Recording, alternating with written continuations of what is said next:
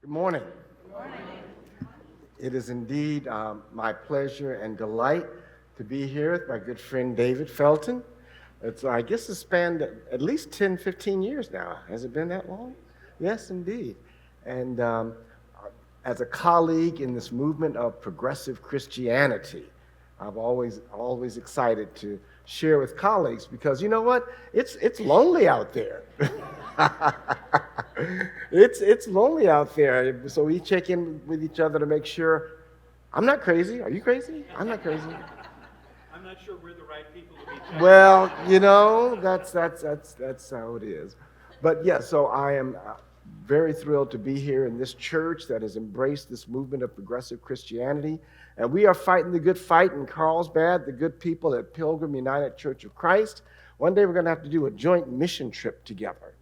You know, last year we took a group of 20 people from our church on what I called a anti-racism mission trip. Or actually the full title was an anti-racism reverse mission trip, because we weren't going to teach, we were going to learn. And we went to Montgomery, Alabama, and it was fascinating. And so this year we're going back with a sister congregation in San Diego, but not until the fall. And so maybe next fall you all can meet us there. But because we can do more things together. And of course, with the electronics and the miracle of the airwaves, we can absolutely do some things together. We at Pilgrim have been engaged now for going on 4 years in our anti-racism book club. And that's done on Zoom. And we gather across the country. We have some people that Zoom in from Georgia and New Jersey, and why not Phoenix? We haven't chosen our next book yet, but I'll absolutely send you an invitation. Maybe a Robbie P. Jones? Oh, that was one of our first books, White Too Long, but I guess he has a new one out. So we should definitely do that. Well, not to delay the day too much, I am here, as David mentioned, with my lovely wife, Gail. Thank you for being with me. And here for the Board of Directors meeting of Compassion and Choices. So as a director, it's part of my duty and responsibility to spread the good news that this movement is growing, and I do believe one day we'll come here to Arizona. We'll hear more about that afterwards. I'm involved in this movement because I believe our society, our culture, our civilization is at a tipping point where the end of our lives can be lived with the same intention, purpose, clarity, dignity, and enthusiasm as with which we lived our lives. Too often we get to the end of our lives and we just lose control. We give over control to others, to the medical industry, to tell us how to do and what to do, and we just are like people caught in a river and a stream that's flowing to a destination we do not know. And we look up and the waterfall is upon us. I want to speak to you this morning from the theme of our organization, its vision, charting our end-of-life journey. Charting our end-of-life journey. Compassion and Choice's mission statement is as follows. Compassion and Choices improves care, expands options, and empowers everyone to chart their end-of-life journey. And our vision statement says, we are seeking a society that affirms life and accepts the inevitability of death, embraces expanded options for compassionate dying, and empowers everyone to choose end-of-life care that reflects their values, priorities, and beliefs. That's what we're about. That's what we are about. And so today I want to speak from a theological perspective. Why do we need a theological interpretation of medical aid in dying? Well, one reason is the main opposition to this movement is religious. I won't name any names: Roman Catholic Church, Mormon Church, Evangelical Church. Oh, I said I wasn't going to name any names. But they say these things without backing them up theologically. And so I felt it incumbent upon those of us in the movement to at least reflect theologically on that with which we are asserting. And so the first theological concept I'd like to share with you is something very difficult to grasp, something that's very challenging to understand. You ready? God made us mortal.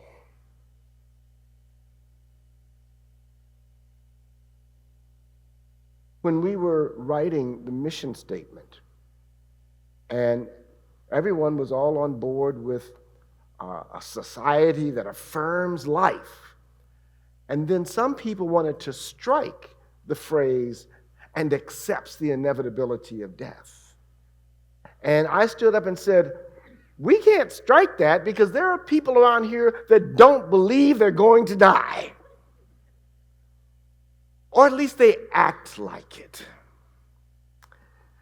And I believe that if we accept our mortality, that it enhances and strengthens the relationships that we have in our lives, and especially the relationships we have at the end of our lives. I've come to this movement from a long journey. I don't think all of us just wake up one day and say, yeah, I'm for that. That's why they call it a movement, because we grow into it, and there's certain things that happen in our lives, certain people we encounter, certain experiences we have with death and dying that make us step back and reassess.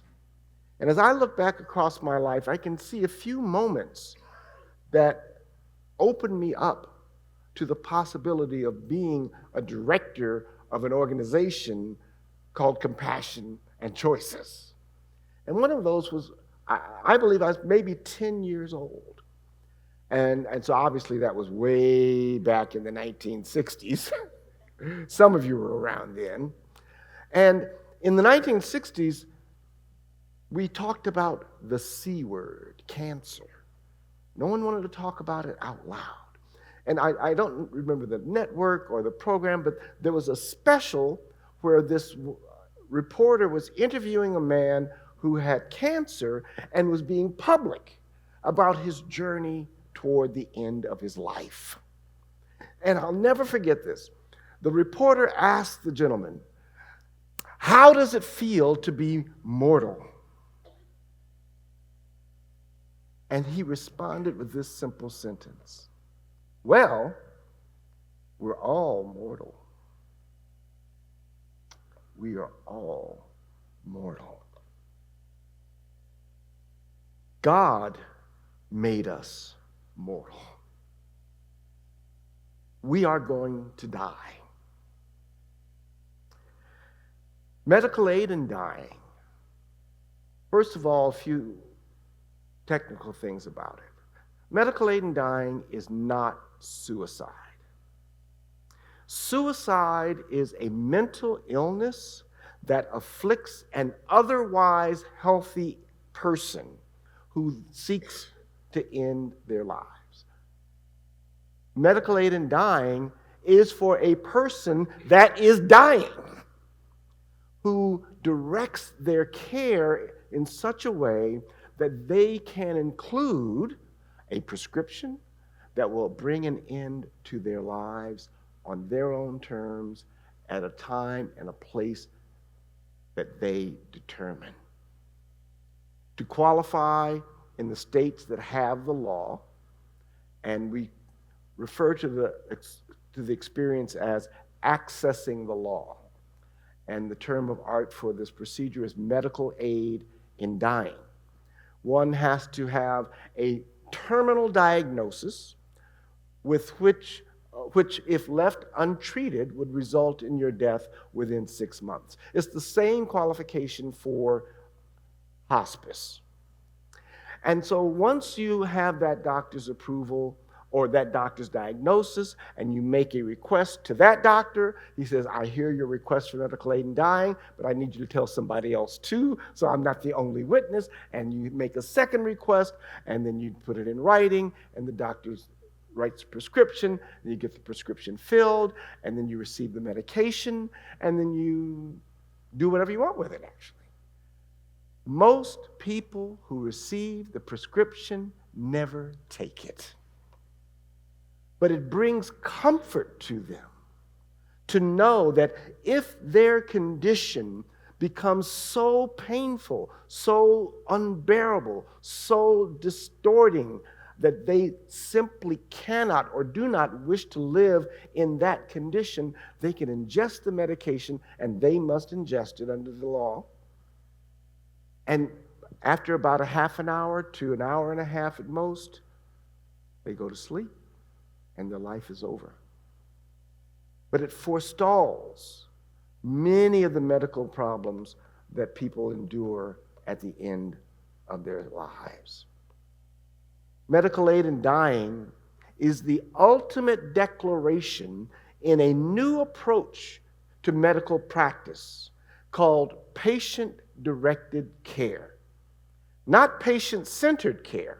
We tried that, and it turned out that the patient was at the center of a whole lot of people telling them what to do. This is the ultimate patient-directed care. And I want to commend to you a book. Barbara Coombs Lee, who was the founder of Compassion and Choices, wrote a fantastic book called Finish Strong. Any of you read it? Okay. Finish Strong, putting your priorities first at the end of life. It is a wonderful book. And maybe only about half a chapter are about medical aid in dying. It's really about, as we approach the end of our lives, making sure that we live the balance of our life, the years we have left, in a way that is fulfilling and that honors the way we've lived our lives up until that point. It is important that as we approach the end of life, we have conversations with our families so that our children are not arguing and fussing and fighting, as they will do, about what mama really wanted, when they're superimposing their own desires, their own theologies, their own values on you, and you've become helpless to articulate your own values. Please, you must have these conversations while you can talk. And the most helpful chapter in her book is entitled, Talking About Death Won't Kill You. But we're all reluctant to talk about it because we cannot embrace the mortality that is real. And I don't need to tell you, you all have had experiences and stories of very difficult deaths, deaths that tear families apart at a time when they most need to lean and depend on one another. So I want to encourage you, if you get nothing more out of my sermon today, please start talking to your families about what you want. First of all, talk to yourself about what you want, and then share that. Invite your family to the conversation, a conversation that is not one and done, but that goes on until the end of your life. We need to start the conversation, and I hope to equip the saints to have this conversation. We don't know how to talk about death, and that's why I commend this book. I don't have them. You can order it on Amazon. Finish Strong, Barbara Coombs Lee. And the best way to have this conversation with your family is for each of your children's birthdays this year, give them that book, Finish Strong. And then at the end of the year, when all of your children have it, and they're around the Thanksgiving table or Christmas or New Year's, or whenever your whole family get together, you say, hey, let's talk about me finishing strong. So this is just one of the strategies, medical aid in dying, that can be employed to help you chart your end-of-life journey. And when we were talking about this as a phrase and a concept, I took it literally. I actually got out some paper and charted my end-of-life journey. And so I basically based it on the lifespan of my grandchildren. How long do I have to live to see Charlotte graduate from college? And then I had another grandchild. Okay, how long do I have to live to see VZ graduate from college? Then they had another baby, and I said, I better stay in shape. But there are many ways that we can take control of the end of our lives that simply are not talked about or shared. One of the ways that's been available for all time is voluntary cessation of eating and drinking. You can just stop. You don't need a law to do that. And it's a natural process. If you've ever experienced someone who approaches the end of their lives, they start refusing food and denying water, and that starts that death process or helps that death process to complete. And one of the tragedies in the medical industry is persons with Alzheimer's. Their own body knows that they've come to that place, and they start to turn away from the food, and some institutions will force feed them and prolong their suffering rather than accepting the inevitability or embracing the mortality that is ours. So there are many other methods, and again, we all have heard and know the tragedies that happen for people who cannot bear the ramifications and consequences of their illness and in their lives in so many tragic ways. Shotguns and other things that devastate families because this method was not available. So while there are many methods, certainly the expeditious nature of medical aid in dying offers distinct advantages. So, what does the Bible say about medical aid in dying? Anybody have a Bible? No, it's really not needed because it doesn't say anything. But as I undertook this role of theologian for the board, I did search the scriptures. And this very strange story that was read so eloquently earlier is the only thing I found that bears on the question of medical aid in dying. And while classically what was read would be classified as euthanasia because an external agent ended Saul's life, but medical aid in dying is where we ingest voluntarily our own the medication to end our own life. But I still felt it had a lot of ramifications for this conversation. So I find this passage helpful in thinking about the biblical tradition and what it has to offer on death and dying. So you heard the story, but let me just summarize it. So Saul is fighting a war, and he's fighting against the Philistines, he and his sons. And the Philistines have killed his son Jonathan, Abinadab, and how'd you say it? Malchishua, the sons of Saul. And it says the battle pressed hard. And see, they didn't have, artillery back in the day, but their artillery was the bows and arrows. And the first round of the assault would be from these far flying, maybe 300, 400 meters. These arrows, they just rained down on the enemy. And so Saul had been struck by the archer. The arrow had pierced him and wounded him mortally. And he was dying. He says in the text, convulsions had already started. He knew, he had seen enough death in his life to know the signs and the signals. And so he says to his armor bearer, take your sword and end my life. His armor bearer refused. And so he fell on his own sword. But what he said to the armor bearer was that, see me through. I am dying. And those Philistines, they're on the way. And when they get to me, they are going to humiliate me. They're going to make sport of me. They're going to dismember me. They're going to torture me. So we're not fighting the Philistines last time I checked. Our enemy is not the Philistines, but our enemy is cancer. Our enemy is heart disease. And our enemies, if they catch up with us, will torture us, dismember us, bodily system by bodily system, humiliate us, and then kill us. And that's what I took from this story of Saul. He knew he was dying. And he wanted to end his life on his own terms. He saw no profit in allowing the natural course of things to torture, dismember, and humiliate him. So Saul fell on his own sword when he couldn't get the help that he needed. Now, this is one of those strange stories in the Bible. It's strange enough as it is, but guess what? It has two endings. So if you only read 1 Samuel chapter 31, he fell on his sword, you assume he died, and that was the end of the story. It also says the Philistines did catch up with him. They did behead him. They did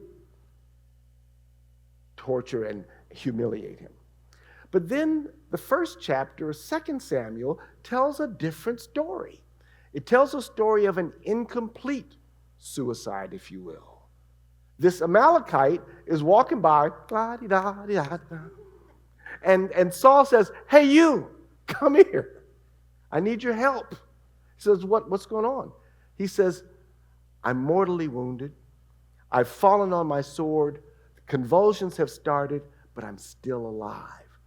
Please finish my life." And he says, "Okay." And he ends Saul's life. Takes his crown, armlet, runs over to David, and tells David what happened. Now, I didn't have it read in the text because we had it long enough, but after David receives the information, now how did you know? And he tells him what he did. I found him wounded, dying, laying on his sword. He asked me to do this, and so I helped him out.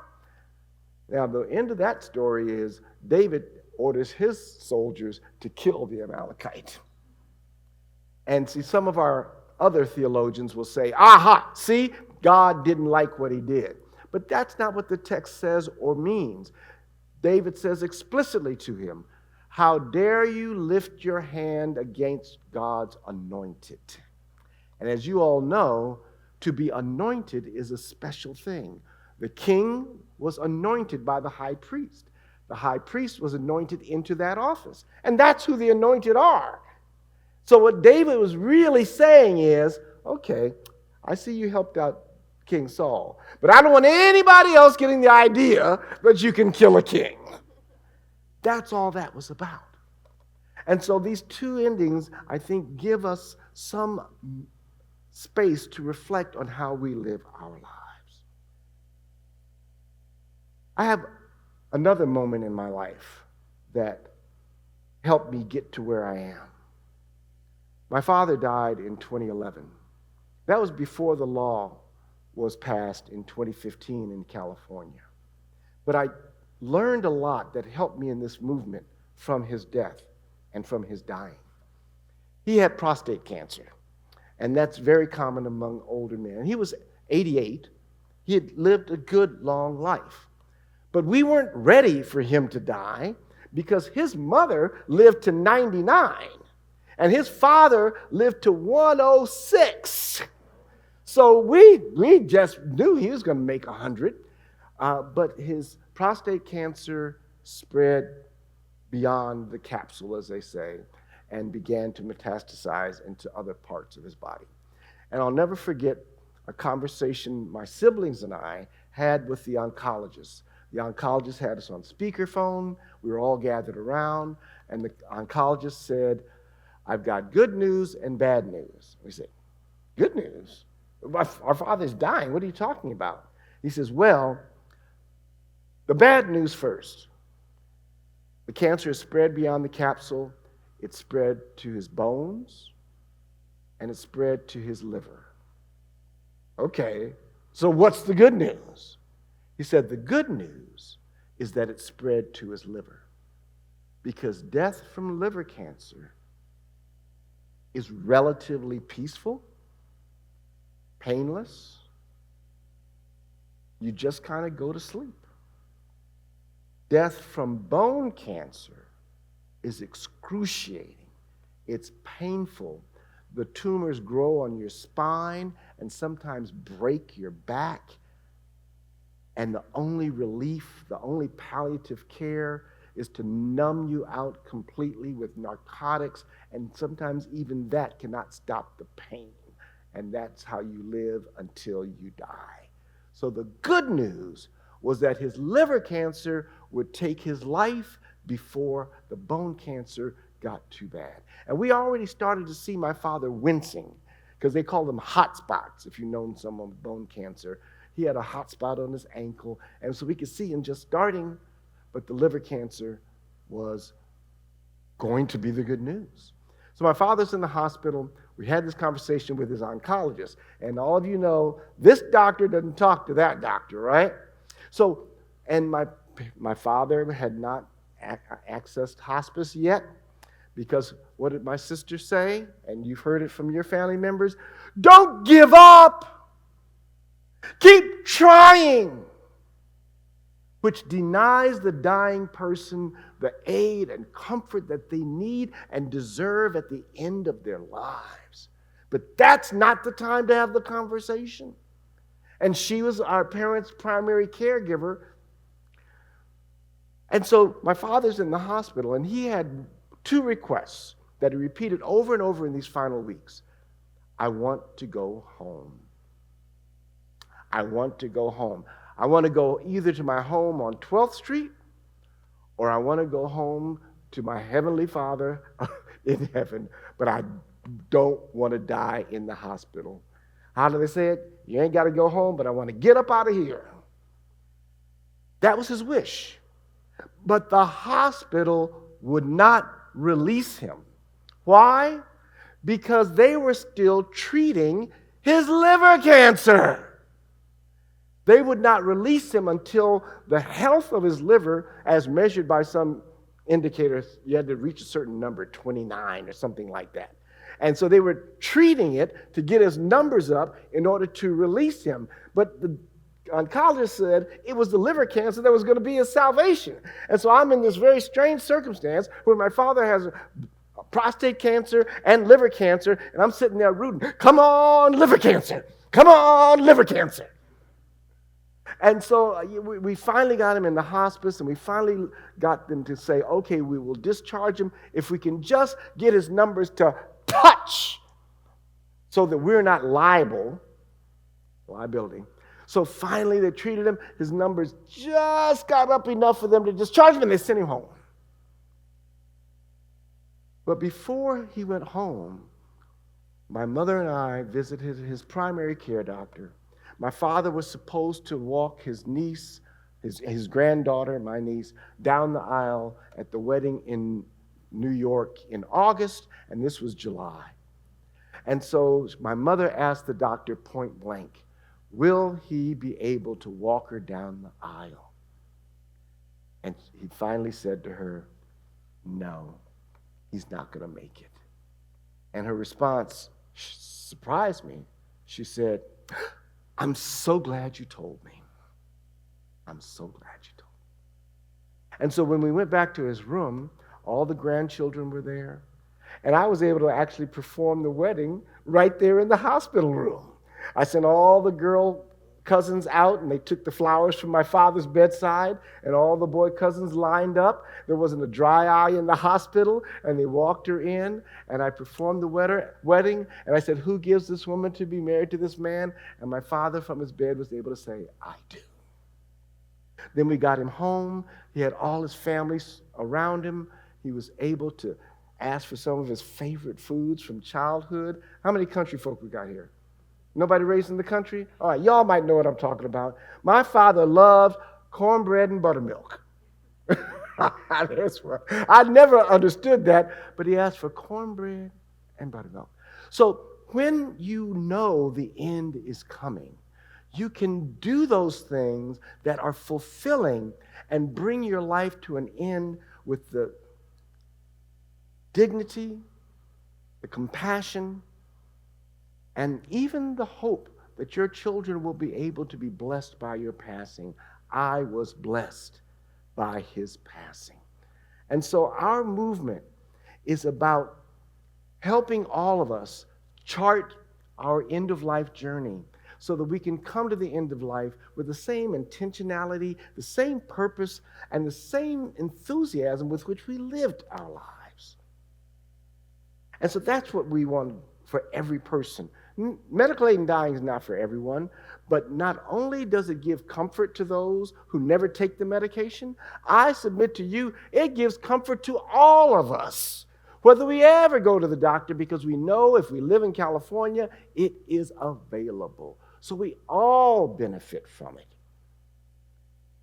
So I encourage you, get the book, talk to your children, talk to yourself, chart your own end-of-life journey. Literally, write it out, mark it. What do I want to accomplish? Bucket list. Who do I want to see? What do I want to do before I die? And I submit to you that Jesus encourages us to chart our end-of-life journey every day. And we do it with the simple prayer that you sang a few moments ago. When we pray, "O divine Creator, holy are you. Your empire, come. Your will, please be done in my life today, so that I might catch a glimpse of your heaven. Give me a meal just for today. Forgive us as we forgive others, that I may end this day with a clear conscience. Don't test me. I'm not up for it. But deliver our world from the evils that plague us, especially on November 5th. But if not, you are forever, and so is your love." When we pray the prayer of Jesus, we are charting our end-of-life journey, because Jesus says every day we should be ready. Every day we should complete our lives or feel complete, so that if we don't make it to the next day, we will have lived a life worth living. Jesus charted his end-of-life journey, didn't he? Didn't he decide how he was going to end his life? Oh, yes, he could have run away. Some people said he could have called 10,000 angels. But no, he walked to the cross to affirm his faith in a life of love. Put love first here at Fountains Church. He walked to the cross to affirm his faith in a life of love, and to remind us that life is not measured by its duration, but by the impact of its love. Life is not measured by its duration, but by the impact of its love. Jesus did not live a long life, but long live the love that he lived. Jesus did not live a long life, but his love reverberates across the millennia. Jesus did not hold office, but the impact of his love liberated billions from the oppression of the state. Jesus did not have a medical degree, but the impact of his love has healing power. Jesus was not a billionaire, but the impact of his love has pulled billions out of poverty.